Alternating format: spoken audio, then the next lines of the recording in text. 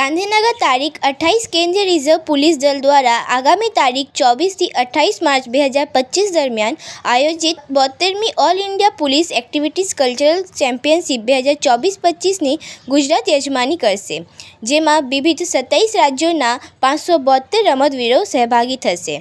ગાંધીનગર ખાતે મુખ્યમંત્રી ભૂપેન્દ્ર પટેલ સમાપન સમારોહમાં તેમજ ગુજરાતના પોલીસ મહાનિદેશક વિકાસ સહાય ઉદ્ઘાટન સમારોહમાં ઉપસ્થિત રહેશે। આ સ્પર્ધાનો સમાપન સમારોહ તારીખ 28મી માર્ચના રોજ મુખ્યમંત્રી ભૂપેન્દ્ર પટેલની પ્રેરક ઉપસ્થિતિમાં sports authority of India complex sector 15 Gandhinagar ખાતે યોજાશે।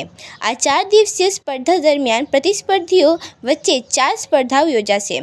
આ ઉપરાંત તારીખ 26મી માર્ચના રોજ ચિલોડા રોડ ગાંધીનગર ખાતે સ્થિત CRPF ગ્રુપ સેન્ટર ખાતે સાંસ્કૃતિક કાર્યક્રમનું પણ આયોજન કરવામાં આવ્યું છે।